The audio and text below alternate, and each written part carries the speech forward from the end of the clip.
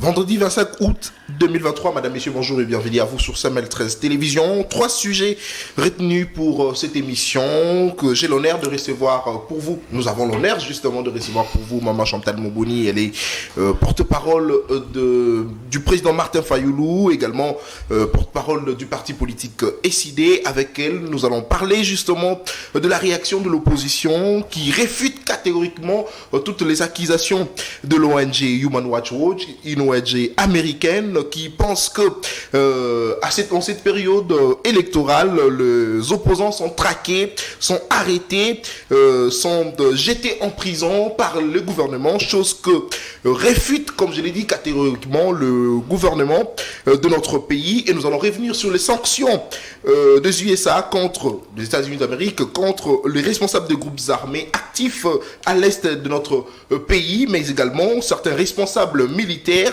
accusés de contribuer à l'escalade du conflit dans la région. Mais la question que nous posons est celle de savoir pourquoi les États-Unis d'Amérique ne sanctionnent pas directement le Rwanda que de sanctionner les responsables de groupes armés soutenus comme ça par l'armée rwandaise, comme nous le savons tous, et ça, ce n'est plus à démontrer. Et enfin, nous allons parler de la proposition du professeur Isidore Ndayouel. C'est vrai, ça fait débat. Maman Chantal va nous donner son avis, parce que lui pense que le pouvoir, le mandat du président de la République doit passer de 5 à 9 ans, non renouvelable. Maman Chantal Moboni, bonjour et bienvenue à vous. Bonjour, merci de l'invitation. Très bien, avec moi, Madame Tania. Bonjour Tania et bienvenue. Bonjour Nathan, merci beaucoup. Bonjour Maman Chantal de votre présence. Bonjour également à tous les téléspectateurs de Samel 13 Télévision, merci. Très bien, c'est parti pour cet échange directement avec Maman Chantal. En cette période électorale, Maman Chantal, est-ce que vous confirmez sur ce plateau que vous, opposants, vous êtes traqués, vous êtes menacés, vous êtes arrêtés, comme l'a si bien dit l'ONG américaine Human Rights Watch? Merci beaucoup de la question. Je pense qu'aujourd'hui, la traque des opposants, aujourd'hui des tueries, des arrestations arbitraires, aujourd'hui nous voyons que la justice est instrumentalisée. Vous allez voir aujourd'hui que l'arrestation précède l'infraction. Après avoir arrêté quelqu'un qu'on est en train de chercher quelle infraction lui attribuer, vous voyez que l'état de droit n'est que slogan. Les preuves sont probantes. D'abord, nous avions le meeting sur Terrain Bouddha. Vous avez vu combien la milice a opéré sans être inquiétée pour empêcher à ce que les gens viennent répondre à l'appel du commandant du peuple. Je peux vous rappeler la date du 20 mai. Au niveau d'Ongaba, vous avez vu comment la manifestation a été réprimée. Comment il y a eu de blessés, il y a eu des gens qui ont, à cause de l'exercice d'un droit constitutionnel, perdu de leur sang. Vous avez vu ici comment la milice a marché devant tout le monde avec machette entretenue par la police nationale. Vous avez vu comment les opposants n'ont pas la liberté de pouvoir se mouvoir pour de fins politiques, pour de matinées politiques. Moi-même qui vous parle, j'ai été empêché à Ngaba, dans une salle de fête, de pouvoir tenir une matinée politique. Vous voyez comment, moi qui vous parle, j'ai été agressé. Et pendant ce régime, c'est déjà la 4e fois. Vous avez vu comment Epinga a été enlevé. Aujourd'hui, Lince Omeonga est où? Il est en prison, le procès est prévu, mais il a fait combien de temps dans le locaux de l'ANER avant d'être transféré à son juge naturel?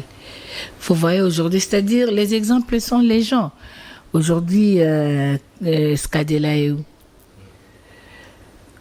On a arrêté le président Franck Diongo, même si il est sorti par surprise. Mais vous voyez que aujourd'hui, il y a un problème. La justice est utilisée pour traquer les opposants. Nous pensons que ce n'est pas des faussetés, c'est la vérité parce que nous vivons cela nous-mêmes. Vous savez qu'aujourd'hui, il y a même des hauts responsables, de cadres, l'élite des dignitaires qui perdent de leur vie. Pendant ces régimes, vous avez vu Olivier Mpunga.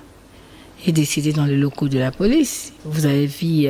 Donc, il y a beaucoup d'exemples que nous pouvons donner pour dire seulement que le peuple est au courant, tout le monde le voit, et on ne va pas oublier que nous sommes pendant la promotion de la technologie. Ce n'est plus avant où les choses pouvaient se faire et terminer entre le copain. Aujourd'hui, il y a des vidéos, il y a des images, il y a des choses qui circulent partout. Nous avons des réseaux sociaux qui mettent tout aussi. Donc, le peuple est informé à la minute. Tout le monde est informé. Là, je parle de Kisangani, de Kinshasa. Il y a, même à Kisangani, il y a 2 problèmes.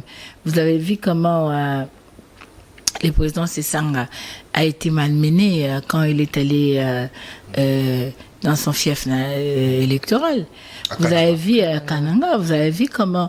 Donc, il y a beaucoup d'exemples qui témoignent que l'état de droit n'est que slogan. Parce que si nous étions dans un état de droit, l'exercice d'un droit constitutionnel ne poserait pas problème.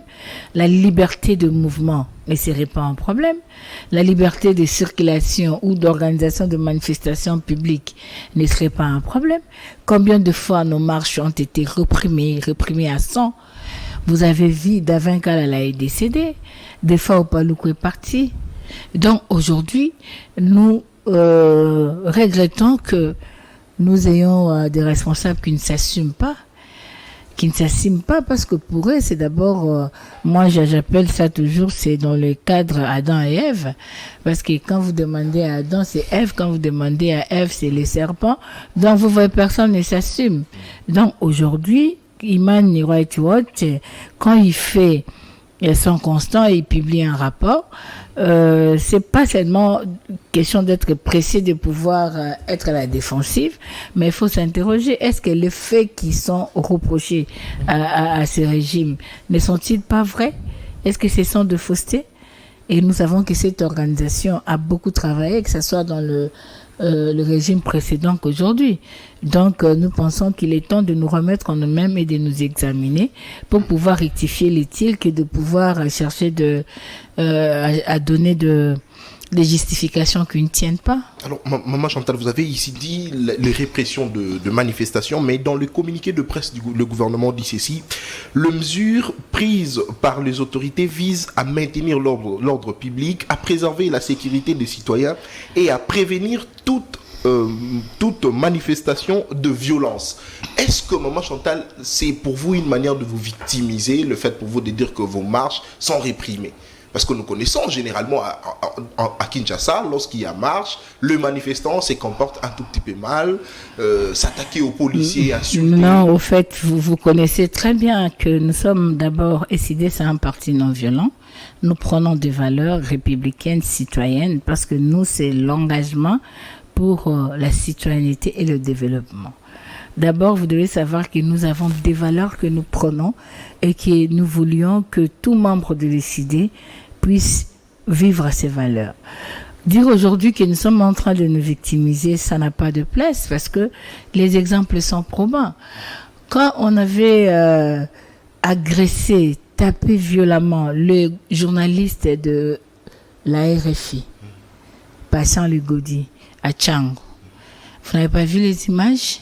Ça, c'est la victimisation. Quand on a crevé plus de 2 fois le pneu du véhicule du président Martin Fayulu, c'est de la victimisation. Quand on a réprimé le 13, quand le président voulait rentrer à Kinshasa et que la population estimait bon d'aller l'accueillir et faire la marche contre la balkanisation. N'est-ce pas? On a été réprimé à 100. Vous avez vu des camions à eau chaude, vous avez vu les nombres, l'arsenal militaire, l'arsenal policier qui a été déployé pour ça. Vous avez vu l'arsenal policier qui a été déployé pour la marche du 20 mai.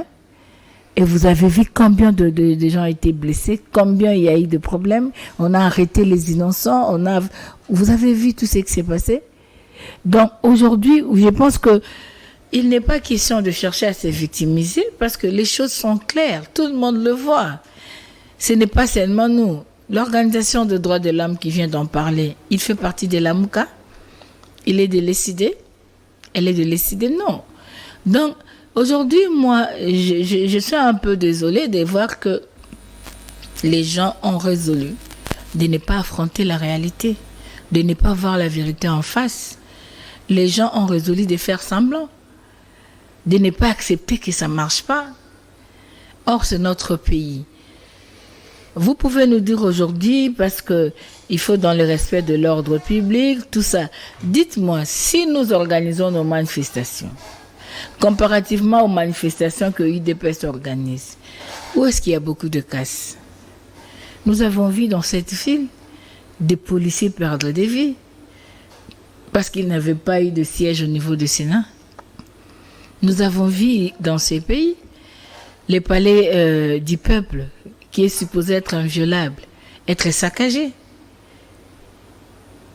Donc nous ne sommes pas là pour nous victimiser, nous sommes là pour dire la vérité au peuple congolais, nous sommes là pour constater ce qui vit réellement le peuple congolais, les dénoncer et nous battre pour que ça change. Donc aujourd'hui, quand on nous dit pour le respect de l'ordre public, nous on n'a pas de problème. Nous sommes dans un régime d'information. Quand on informe, l'autorité urbaine nous associe pour de mesures pratiques. Ne peut pas nous refuser la manifestation publique, qui est autorisée par la loi d'ailleurs. On n'a pas besoin de l'autorisation de l'autorité urbaine. S'il y a de violence, nous, on n'a jamais fait de manifestations de violence. Mais le problème aujourd'hui, c'est quoi? Le problème aujourd'hui, c'est que tout se vend pour la consommation extérieure. Et les gens veulent faire croire aux gens que la légitimité populaire serait avec l'union sacrée. Vous avez vu dans ces pays, l'Union sacrée organiser une activité au niveau du stade. Vous avez vu le camion de reportage de la RTNC qui était là-bas en direct. Pendant combien d'heures? Vous avez vu, ils ont payé combien? C'est les médias nationaux. Vous avez vu qu'il y a eu 8000 policiers qui ont été déployés pour la sécurité. Pendant que les artistes et musiciens, je peux citer, Fali a joué là-bas, il y a l'autre Ferré qui a joué là-bas, tout ça. On a déployé combien de policiers? C'est 1500 policiers. Non, mais oui, mais parce que certainement, le président de la République lui-même, il y avait des autorités, notamment le Premier ministre. Excusez-moi, c'est ça l'erreur que nous commettons. Savez-vous que la Constitution nous dit, dans ses premiers articles, je crois, 12, l'article 12, nous naissons égaux en dignité et en droit. Tout le monde, nous sommes égaux devant la loi. Et nous avons droit à une égale protection. C'est aberrant de voir que, parce qu'il y aura les autorités de la République, il faudrait redoubler la sécurité. Et quand il s'agit des citoyens lambda, il n'y a pas besoin de sécurité. Vous allez même à l'extérieur du pays, vous voyez des ministres qui se promènent sans garde du corps. Vous avez des ministres qui se promènent et vous avez, l'autre fois Macron a été giflé par un de ses citoyens, il avait combien de gardes de corps? C'est pas ça le problème. Le problème, c'est que nos autorités, nous politiques, avons peur de marcher seuls parce que nous n'exerçons pas le pouvoir loyalement. Pendant le pouvoir, nous créons tellement de choses que nous avons peur que nous soyons réprimés par la population. Donc, vous trouvez normal, dans la même capacité d'accueil, 80 000 personnes, que les gens qui viennent vers les artistes et musiciens ne peuvent pas bénéficier de tant de policiers parce qu'ils sont des citoyens lambda et que parce qu'il y aura le Premier ministre, parce qu'il y aura le ministre, que nous ayons 8000 policiers. Et pendant ces temps, vous savez qu'à Makala, il y a Kuluna, vous irez à Kimbanseke, le Kuluna opère, les kidnappeurs opèrent, tout ça, pendant ce temps-là, il y a des choses. On est en train d'enlever les gens dans des quêtes et consorts. Est-ce que c'est normal? Vous trouvez justifié que la police, 8000 personnes soient mobilisées pour une activité du pouvoir et que on ne peut pas donner les 8000 personnes si aujourd'hui la MOUCA demandait de faire une activité au stade de Barthes. Raison pour laquelle également il y a recrutement, au sein de la police.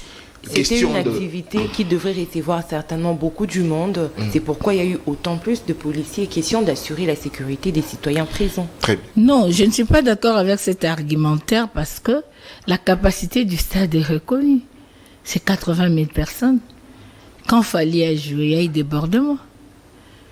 Mais l'activité de l'Union sacrée également, non, il y avait s'il des vous plaît, débordements. excusez-moi. Il y a eu débordement. C'est-à-dire, il y a eu autant de personnes. Ça nécessitait aussi une protection égale. C'est ça l'état de droit, en fait. Et il y a l'équité. Mais là, il n'y a pas équité. Vous allez nous dire, aujourd'hui, les gens qui vont chez les artistes, ils vont parce qu'on dit que la musique adoucit le mers. Ils y vont parce qu'il y a beaucoup de choses, tout ça, ils peuvent aller, ils pensent qu'ils peuvent se distraire d'après eux, parce que moi, je ne suis pas de cet avis-là. Ils y vont. C'est la population congolaise qui y va. La population a besoin de la sécurité. Donc aujourd'hui, moi, je trouve aberrant que nous puissions aller sous cet angle-là. Parce que même un citoyen congolais mérite protection. Parce que le fait de raisonner que la sécurité n'est faite que pour les dirigeants, c'est ce qui justifie comment nous avons aujourd'hui plus de 6 millions de déplacés. C'est ce qui justifie aujourd'hui que nous soyons dans la jouissance à Kinshasa pendant qu'à l'Est ça barde. Que nous soyons dans la jouissance, que nous recherchions encore de nous retrouver dans des jouissances, mais que nos déplacés internes, que nos frères de Bunagana, aujourd'hui, sont sous l'occupation. Donc, il est important que nous séparons les accessoires au basique, à ce qui est essentiel. Donc, nous pensons que on n'a pas intérêt d'une quelconque victimisation parce que les faits sont là. Okay. C'est probant. Vous êtes journaliste, vous tablez sur les faits. Vous étiez là, vous avez filmé, vous étiez sur place. Nathan, je peux vous rappeler, le 20 mai, n'est-ce pas, vous avez aussi été tabassé. Le problème de là est venu. Donc, quand vous parlez de ça, vous êtes tellement oculaire. Là, vous avez eu un problème d'itinéraire parce que la police... Non, nulle part, non. Et que vous étiez d'accord que vous avez choisi vos itinéraires à vous, chose que vous n'avez pas respectée. Non, on a respecté l'itinéraire. Si vous regardez dans notre lettre d'information, Kianza a été là. L'itinéraire était là, de Super Lemba. Mais dites-moi, quelqu'un qui est à Makala va arriver à Super Lemba comment? Quelqu'un qui est à Angaba, il peut aller il peut être vers Lafayette, vers Rigini, vers Mongafula, partout. Il va atteindre Super Lemba comment? Il va passer par 15, certainement. À moins qu'il prenne aussi bypass. Alors, vous dites, loin de vous l'idée de vous victimiser. Maman Chantal, dites-nous un peu qu'est-ce que représentent les dénonciations de cette ONG à votre égard, surtout pendant cette période électorale. Est-ce que vous sentez que vous êtes accompagné ou ils sont en train de vous appuyer dans ce que vous dites? Vous en avez besoin ou seule l'opposition congolaise fait déjà ses preuves? Merci beaucoup. Je pense que on n'a pas besoin de dire à Nathan d'échanger la couleur de votre body. La couleur de votre body, elle est noire. Si on me demande, je dirais c'est noir. Quand on demande à Nathan, il dira c'est noir à moins qu'il soit myope ou qu'il soit aveugle. Donc le noir reste le noir. Que Nathan le dise, que Maman Chantal le dise, tout le monde voit que c'est le noir. Donc quand ça ne marche pas, une organisation non gouvernementale des droits de l'homme est en train de faire son travail. Ce travail a été fait sous Kabila aussi. Ils sont en train de faire leur travail et nous faisons le nôtre. Et nous pensons que on ne dit pas qu'ils viennent nous accompagner, non. Nous faisons notre travail, nous sommes un parti politique, nous sommes un regroupement politique et ils font aussi leur travail en tant qu'organisation de droits humains. Ça ne changera rien du tout à votre combat parce que c'est des choses qui ont été déjà dites que l'ONG est en train de redire. Mais une fois que vous avez appris cela, surtout j'insiste parce que c'est la campagne électorale, on connaît la position de la MOCA qui est celle de ne pas se présenter aux élections tant qu'il n'y aura pas audit externe du fichier et l'ONG américaine qui fait des dénonciations pour dire qu'il y a des violations de droits humains et prétendue répression de l'opposition. C'était quoi votre sentiment quand vous avez appris quand vous avez lu justement? Bon, non, on va se dire, c'est pas du nouveau, il fait toujours ce travail, c'est pas la première fois, il dénonce toujours. Et vous savez que ces ONG sont de branches, sont de branches aussi dans le cadre de partenaires extérieurs à la RDC. Parce que quand vous avez même le Conseil des droits de l'homme à Genève, tout ça, tout le monde y va, non? Parce que nous sommes là, surtout que nous sommes pays aussi membres des Nations Unies, nous pensons qu'ils font leur travail. Mais c'est quand même aussi, vous sentez quand même aussi réconforté de voir que vous n'êtes pas dans l'erreur. C'est-à-dire ce que vous voyez, ce que vous dénoncez, d'autres personnes aussi le voient. Donc pour nous, nous disons que nous nous battons tous pour que le peuple gagne. Donc c'est ça le sentiment au fait, parce que nous nous disons que nous ne sommes pas trompés, nous sommes dans la vérité. C'est que nous avons vu, il y a d'autres qui n'ont pas qui ne sont pas de notre obédience et qui n'ont pas notre ligne politique. Ce sont des gens qui sont apolitiques, qui le voient aussi. Donc c'est pour dire que nous sommes réconfortés d'être dans le vrai. C'est juste un son d'alarme qui est tiré. Ou ça pourrait aussi produire de fruits? Non, ça peut produire de fruits. Vous savez que vous plantez quelque chose dans les champs, ça pousse, mais vous ne savez pas c'est la pluie de quel jour qui a aidé à ce que vous avez planté puisse pousser. Donc quand il y a l'opportunité de faire quelque chose de bien pour le Congolais, c'est encourageant. Nous devons toujours souhaiter que ça soit fait. Parce qu'on ne sait pas quelle est la goutte qui pourra déborder la vase. Alors, Maman Chantal, dans les communiqués de presse signés par le gouvernement, il est écrit ceci: le gouvernement accorde une valeur primordiale à la protection des droits humains et aux idéaux démocratiques qu'ils incarnent.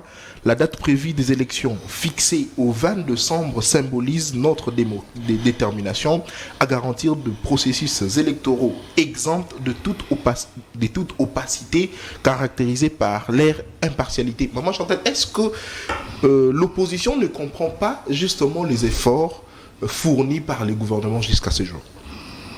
Si vous connaissez un effort fourni, vous pouvez me le dire. Mais notamment, ça, c'est dans la théorie. S'il vous plaît, nous sommes dans deux mondes différents.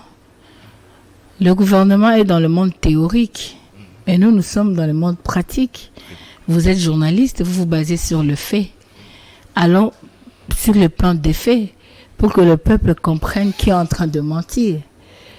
Quand le gouvernement vous dit qu'il ne veut pas qu'il y ait opacité, pendant qu'ils savent très bien que le bureau de la CENI doit avoir 4 membres de l'opposition. Qui de l'opposition a un délégué à la CENI? Il n'y a personne. Aujourd'hui, on sait très bien, la loi dit qu'il faut l'affichage de listes des électeurs. Chose qui n'a jamais été faite. Il n'y a jamais eu contentieux de liste. Vous êtes dans ce pays. Vous savez la loi du pays, c'est le fait que les juges de la Cour constitutionnelle ont un mandat de 9 ans. Vous savez que la loi interdit à ce que on puisse faire perdre à un travailleur ses acquis. Quelqu'un qui est juge de la Cour constitutionnelle, vous l'enlevez là-bas, il n'a pas fait une faute lourde, il n'a pas terminé son mandat pour qu'il aille à la Cour de cassation. Ça, c'est un fait. Aujourd'hui, le fait démontre que dans la coutume de la CENI et sur décision de la CENI, au travers de son calendrier, il a été prévu l'audit externe du fichier électoral et que cet audit n'a jamais été fait. Ça, c'est un fait. La loi demande à ce que la CENI soit neutre, soit impartiale, soit le gage de la confiance des parties prenantes. Aujourd'hui, nous avons une CENI qui s'est fait porte-parole du pouvoir. Ça, ce sont le fait. Nous avons vu tous comment se sont déroulées les opérations d'identification et de désenrôlement des électeurs. Aujourd'hui, connaissez-vous si vous êtes électeur? Qu'est-ce qui vous garantit? Vous avez une carte d'électeur qui fait office de la carte d'identité, dont les écrits s'effacent soi-même. Aujourd'hui, on vient nous dire qu'il y a opération duplicata pour aller prendre une nouvelle carte. C'est écrit dans la loi. Le duplicata se donne quand il y a perte de pièces. Est-ce que vous avez perdu votre carte ou bien vous l'avez? C'est les écrits qui ne sont pas là. Dites-moi, dans les calendriers de la CENI, où on a prévu l'ouverture de bureaux pour l'opération de duplicata de cartes. Parce que vous parlez de duplicata, Maman Chantal, permettez-moi. je vous informe également que selon les informations que nous avons apprises, il y a certains jeunes de mouvement citoyen à Goma qui ont été arrêtés parce qu'ils manifestaient contre le monnayage des duplicata dans différents bureaux choisis pour la remise comment vous voulez déshabiller Saint-Paul pour habiller Saint-Pierre? Si la carte d'électeur, pour l'avoir, il y a eu monnayage. Voulez-vous que pour les duplicata, il n'y ait pas monnayage? Vous arrêtez les gens parce qu'il y a monnayage. Derrière cette opération duplicata, c'est dans la loi électorale, c'est dans le calendrier de la CENI. Il n'y a pas. Ce sont de faits. Quand on nous dit les élections inclusives, l'inclusivité se juge par rapport à quoi? Quel est le fait qui vous démontre l'inclusivité ici? Quand aujourd'hui, je ne sais pas si c'est dans la Bible, UDPS, ou bien dans une nouvelle Bible qui est sortie, dans une nouvelle constitution, et congolais, toute personne qui dit Fachi Beton. Oh. Ouais.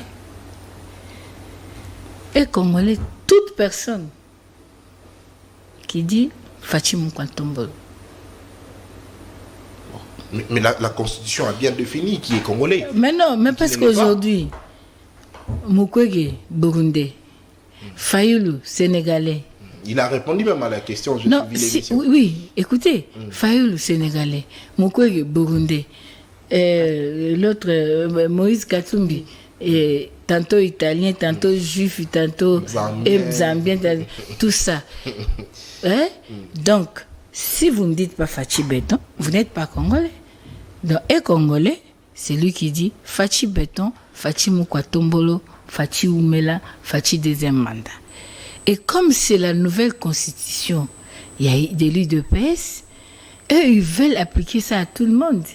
Mais regardez comment cette fameuse proposition, malédiction de père et de mère, soi-disant, parce que j'aime même pas appeler ça comme ça, c'est frustrant, c'est discriminatoire. Il y a des Congolaises qui ont marié des Français, des Belges et tout ça. Ces enfants-là ne peuvent pas venir au Congo, ne peuvent pas être à l'aise. Il y a des gens qui sont allés jusqu'à dire il faut demander à maman qu'est-ce qu'il a fait pour que vous ayez des métis. Vous manquez même de la pudeur, du respect aux mamans. Ils ont été inquiétés, ils ont été arrêtés. C'est la discrimination. Donc, aujourd'hui, je veux vous dire que le gouvernement est théorique. Il reste dans la théorie.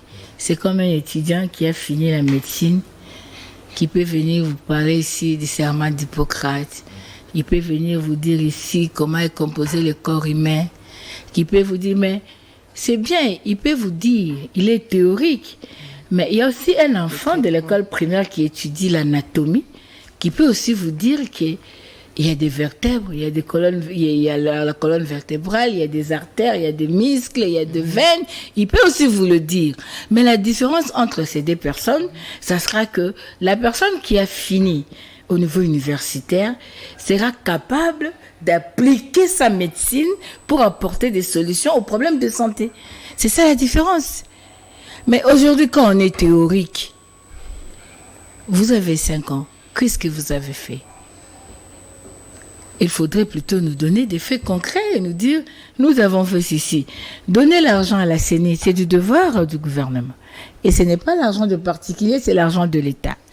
Organiser les élections en 2023, c'est une exigence constitutionnelle. Ce n'est pas de la volonté d'un gouvernement. Vous avez une loi taillée sur mesure sur l'organisation et le fonctionnement de la CENI. Vous avez une loi électorale. Tout ça. Le vote étant semi-électronique, je suis dans l'article 47, mais on vous dit que la transmission de résultats sera électronique. Et ça, le gouvernement n'a pas dit au peuple congolais. On vous demande en même temps de mettre les témoins dans le bureau de vote. Vous mettrez les témoins. Les témoins iront avec les PV dans les centres locaux de compilation. Mais en oubliant que les votes les résultats seront déjà transmis électroniquement. Un gouvernement responsable devait exiger à ce que le peuple soit informé. Très bien. Alors, Maman Chantal, je l'ai dit tout au début de cette émission que les États-Unis d'Amérique ont sanctionné 3 responsables de FDLR, un commandant M23, un colonel FRDC et un général de brigade RDF impliqués dans les violences à l'est de la République démocratique du Congo. Mais pourquoi les États-Unis ne sanctionnent pas directement le Rwanda ou Paul Kagame? Est-ce que les États-Unis jouent le jeu de l'ennemi de notre pays?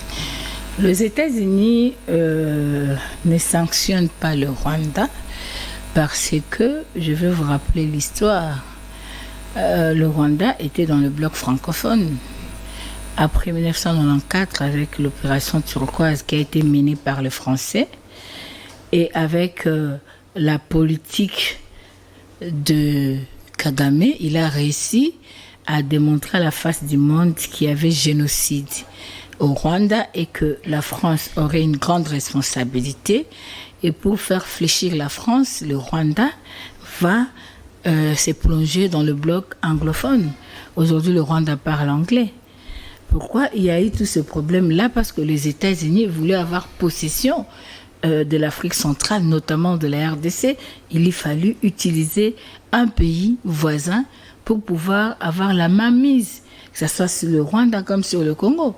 Donc, n'oubliez jamais ça.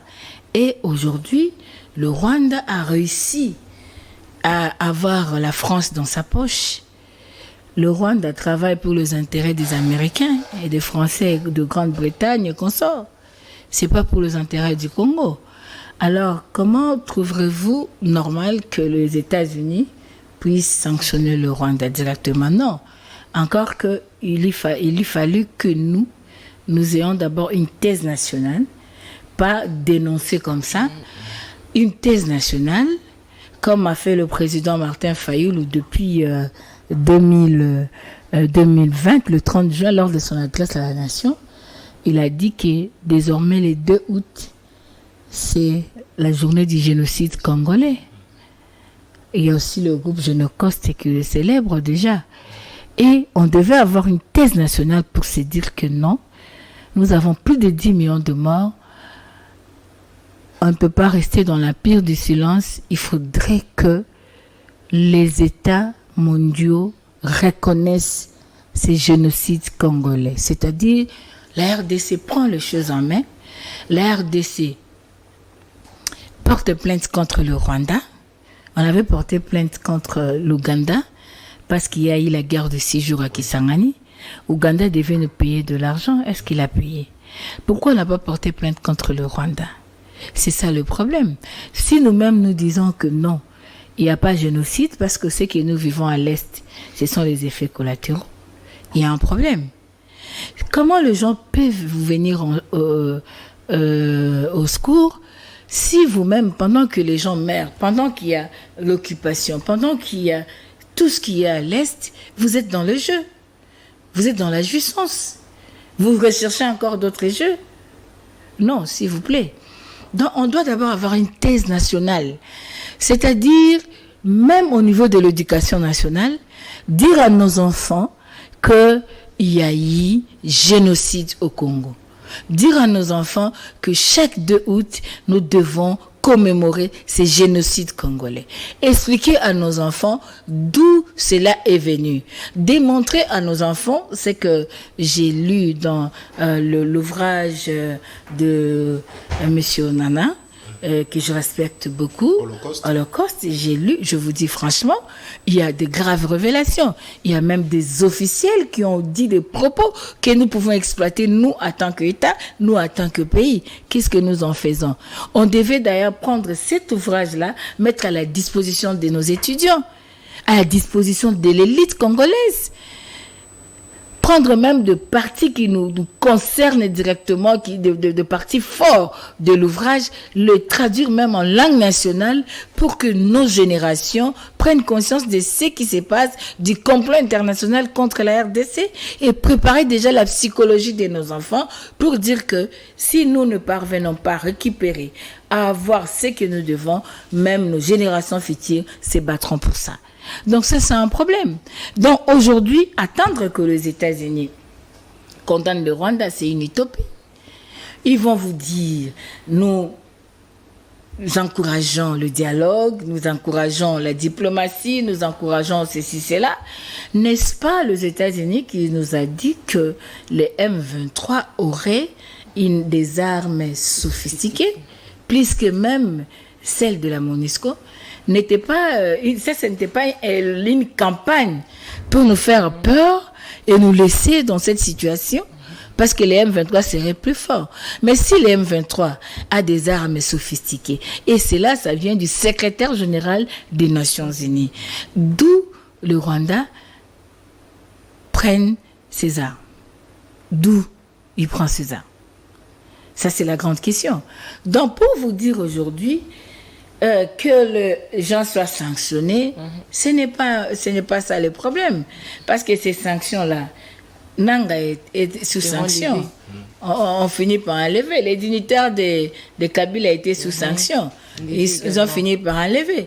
Et ils cherchent leurs intérêts. Ils vous mettent la pression. Peut-être qu'il faut négocier pour qu'eux aussi trouvent leurs intérêts. Ils ont des entreprises minières partout. Il y a eu récemment, on a vu dans les réseaux sociaux, le nouveau contrat qui venait d'être signé avec les Arabes de l'Émirat, tout ça. Ce sont des questions des intérêts. Est-ce que vous trouvez ça normal dans un pays qui se respecte? Donc aujourd'hui, vous attendez que les gens fassent des choses à votre place? Non. Nous devons nous poser d'abord la question, que faisons-nous nous-mêmes en tant que peuple, en tant qu'État, en tant que nation? Que faisons-nous des 10 millions de morts qui sont partis, des 2 millions de morts de 6 jours, de 6 millions de déplacés internes, de l'occupation aujourd'hui? Que faisons-nous en tant que peuple? Que faisons-nous en tant qu'élite? Qu'est-ce que je fais en tant que Chantal? Que fais-tu en tant que Nathan? C'est une question de patriotisme, de souveraineté nationale. Nous devons nous approprier la question. Mais que faisons-nous de ça? Vous trouvez normal, s'il vous plaît? Moi, ça me fait mal. Ça fait très mal. Pourquoi? Parce que nous passons plus de temps dans le loisir que dans ce qui est essentiel. Plus de temps. Mais je vous ai toujours dit, pendant le deuil, même le businessman est arrivé à comprendre que la décoration que je vais faire pendant le deuil est différente de celle que je dois faire pendant la fête de mariage ou pendant l'anniversaire. Mais si nous n'arrivons pas à faire ces distinguos-là, nous avons un problème. Nous avons perdu quelque chose de nécessaire. La RDC aujourd'hui a perdu l'esprit. La RDC aujourd'hui a perdu son corps, qui est la terre, l'esprit, qui est sa souveraineté. Il ne nous reste que l'âme du Congo, qui est dans le peuple.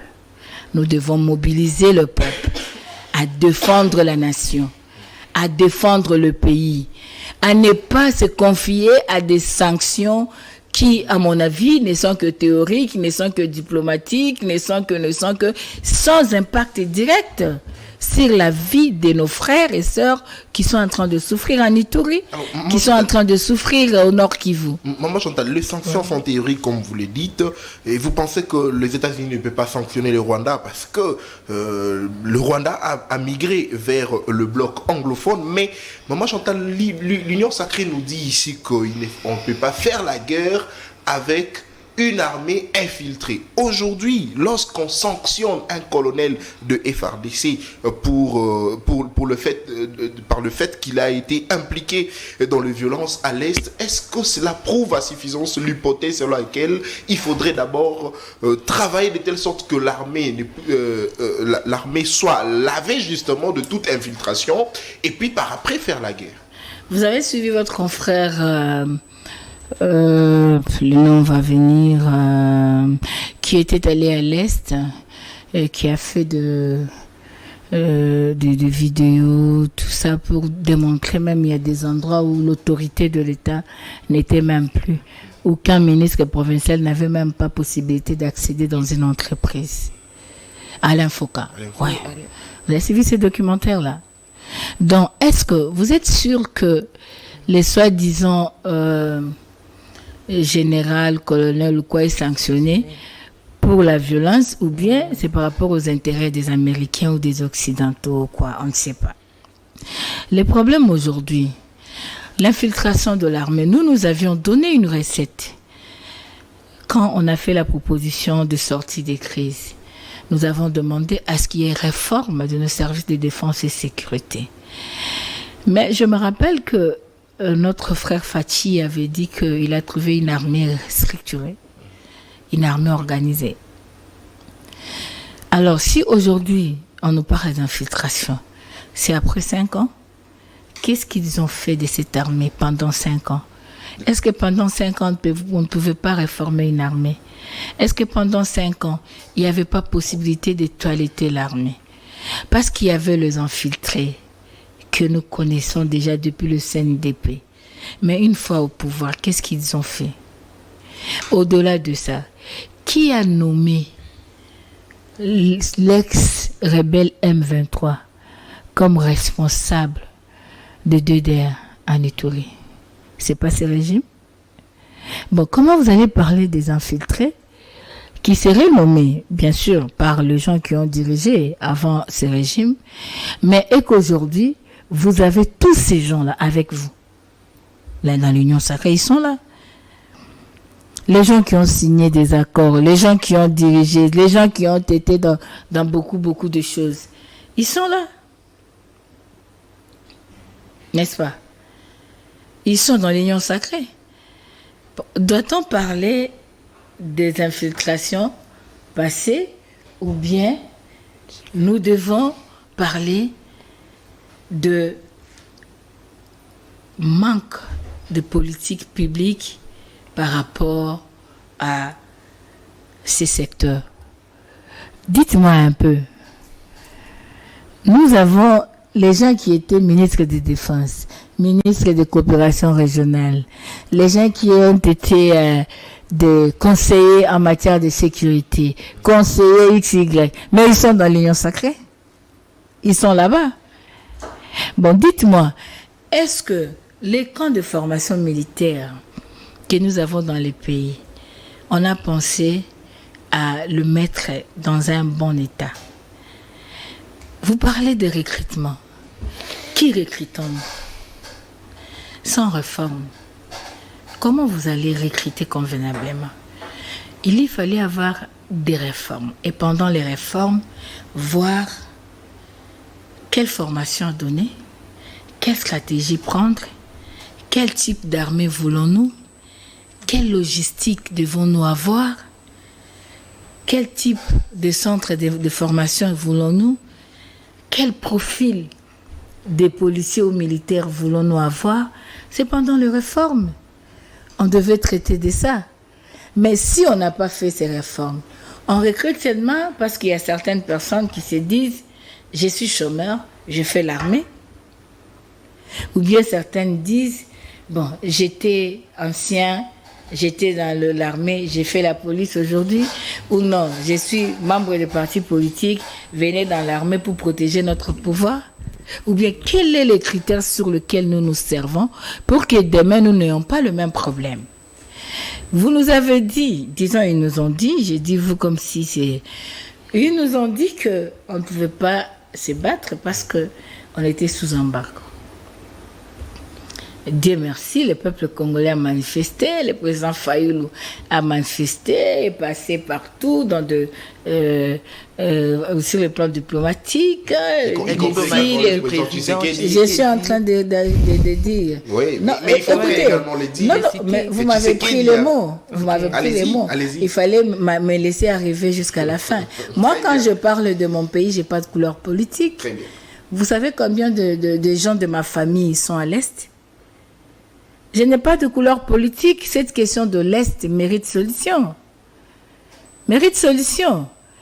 Je disais, le président Fayulu a fait un combat diplomatique. Le peuple a marché. Il a démontré. Le gouvernement a démontré, a dit que c'est après que le président Fayulu ait dit que c'est Kagame qui agressait le Congo. Parce qu'il ne le disait pas.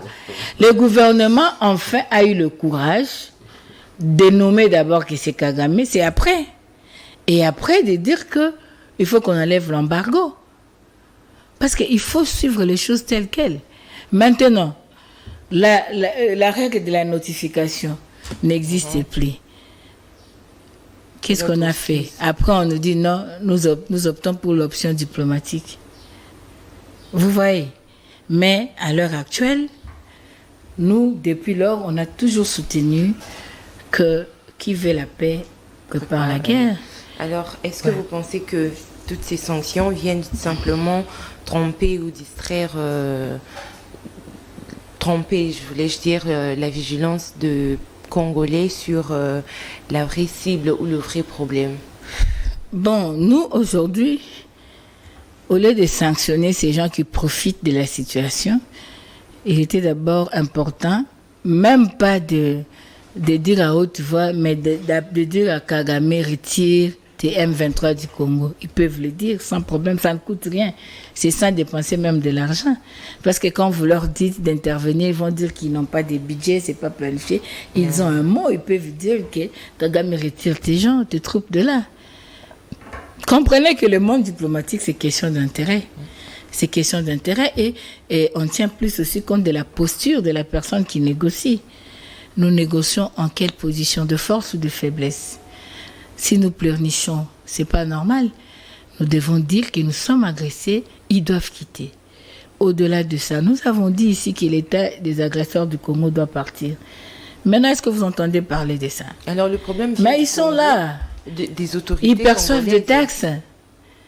Ils vivent là-bas. On a vu même, on a entendu que les autres appelleraient les élèves à se préparer pour la rentrée scolaire.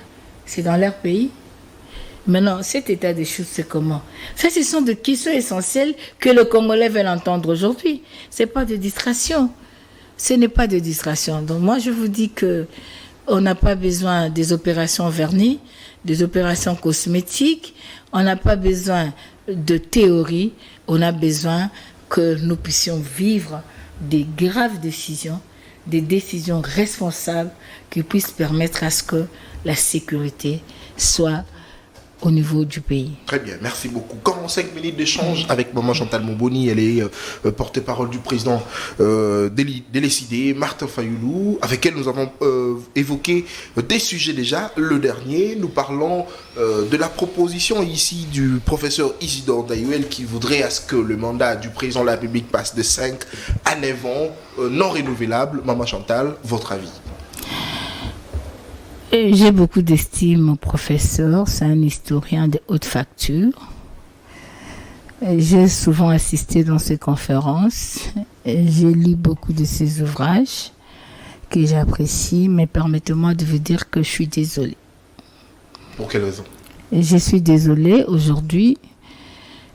Quand je prends la plupart de nos professeurs, sur qui nous pouvions compter hier pour le devenir des générations futures, nous déçoivent aujourd'hui parce que ils hypothèquent la science au profit des politiques. Hier, il y avait le professeur Eli Kambokolo. L'autre fois, il y avait, en 2017, j'appréciais beaucoup le professeur Mbata. Nous avions des professeurs Bochab, nous avions des professeurs, vous connaissez peut-être le nom, beaucoup plus que moi. Il y a Birungo également. Mais aujourd'hui, vous sentez que l'élite est au service du mal. D'abord, il n'y a pas opportunité pour le moment. Il n'y a pas opportunité. On n'a pas besoin de ça. Je viens de vous dire des questions essentielles sur lesquelles nous devons nous focaliser. Il n'y a pas opportunité. Mais pourquoi pendant ces temps? Et d'aider, nous savons que C'est un professeur, il peut publier, mais qu'est-ce qu'il a publié? Mais il est aussi proche du régime, vit certaines relations familiales. Mais donc aujourd'hui, vous craignez que nous craignons de cette proposition? Non. Pourquoi vous voulez me faire dire ce que moi je n'ai pas dit? Ne m'amenez pas là-bas, ça c'est hors sujet, ce n'est même pas important. Le pays nous appartient tous. Je crains que la science aujourd'hui soit hypothétique. Moi je crains. Si pour une durée de 5 ans, les gens deviennent dictateurs, pensez-vous qu'avec 9 ans, les gens deviendront démocrates? Non renouvelables. Ils deviendront démocrates? Mais c'est non renouvelable. Non, s'il vous plaît, qui vous dit que tout le monde doit faire 2 mandats? Le deuxième mandat, c'est une possibilité, c'est pas un droit. C'est une possibilité. Mais en Afrique, ça devient un droit. Parce que l'organisateur lui-même... Parce qu'en Afrique, parce qu'en Afrique, ça devient un droit. Vous voyez ce qui se passe au Niger? Vous voyez le vent qui est maintenant en Afrique? Vous avez interrogé Guinée? Burkina Faso? Nous en RDC, nous ne sommes pas pour le putsch. Non, s'il vous plaît. Je ne fais pas l'apologie de putsch. Je ne parle pas de ça. Mais je dis, mais ce putsch, au fait, c'est la conséquence de ces frustrations-là. Parce que les gens ne veulent pas respecter le texte. Certaines personnes pensent qu'ils doivent passer par le raccourci. Mais nous, on ne peut pas encourager ça parce que nous sommes démocrates. Nous voulons que la démocratie soit respectée. Donc, ce qu'il faut savoir aujourd'hui, c'est que d'abord, nous avons un état de siège et pendant l'état de siège, on ne peut même pas changer la constitution. Et Dédé, le Congolais n'a pas besoin de changer la constitution. Le Congolais a besoin de l'IPA. Congolais a besoin aluka courant. Congolais lingi fichier à malam. Congolais lingi muto ya opuna ba PC batika à diriger. J'aimerais que ça soit votre conclusion, Maman Chantal. Donc Congolais n'a pas besoin de changer les textes wana parce que ça babiloko yo bataya kango na musique à politicien. Et puis ce qu'il faut savoir c'est quoi? Même si un jour tokoluka total la lisusu buku li konzi et cause un régime il fait un régime et outil pa na peuple pour que tambla na peuple pour na intérêt à peuple nde e bongo et etala makambo nini ko sala kaka lelo to sala yango moni ke ezaka batu ba olanda makolo ya Kabila to sala ki campagne ne touche pas mon 220 lelo balingi bazong sabisu tous ne touche pas mon 220 té depuis professeur avec tout le respect atika biloko wana comme ces qui ballot d'essai aiba ke congolais ko leksango te député aux mandat 5 ans à qui par peuple était à voter à loi poye à outil na $7,000 comme na $21,000 fonctionnaire à combien député à voter simigi ya travailleur congolais simigi ya mboka na biso ezaka combien député on a baksa sous 7 ans renouvelable il faut pour ba créer ba papa social bakende okana na ba libanais na benzi ba pe ba sac ya loso na ba carton soso ba ka kopesa ba peuple ba bouger ba salaire na ba honte ba ko kabula ba peuple ba papa social mais papa social lié à ce contrat à protéger les libanais wana libanais a payé ba carton soso ka boela bino yango moni même na ba entreprise ba to sa ba congolais. Donc na succès na koloba boye on n'a pas besoin les lots et à changer constitution. Ce qui va changer la constitution, un jour, le peuple congolais, ils allaient dans le mandat OT. Ils allaient dans le régime où malamu écouter le peuple. Bah comme déjà on a fait mandat. Makasi na bango nyonso batiango na social peuple et puis ba bongisa fichier électoral pour moto ya kolonga to betele maboko. Pe o akozwa te asa la opposition na ye na kimia to bando beta masolo ya développement to longola ba masolo ya accessoire. Merci beaucoup. Cette émission est terminée, mais j'aimerais laisser comme ça l'opportunité à Madame de pouvoir Désormais, c'est Merci beaucoup, c'est un plaisir de co-présenter cette émission avec toi. Merci à Madame Chantal d'avoir répondu C'est moi à qui vous l'invitation et à nos remercie. questions. Merci à vous de nous avoir suivis. Merci beaucoup à Joël Mouka et Cédie Mavokobank. Merci au directeur général de cette chaîne qui ne cesse de nous réitérer sa confiance. Voilà, Nathan l'a dit, il sera de retour de la semaine prochaine. Alors, bonne nouvelle. Voilà, restez branchés au programme toujours de avec votre Ticotac. chaîne. Ouais, toujours avec Ticotac. Ticotac vous a beaucoup manqué dès la semaine prochaine. Soyez nombreux à suivre votre émission Libre Opinion avec votre rubrique Ticotac qui ne manquera pas du tout. L'invité sera surprise, ça sera une surprise, vous allez le découvrir le jour de l'émission. Alors d'ici là, portez-vous bien et bonne suite de programme chez vous.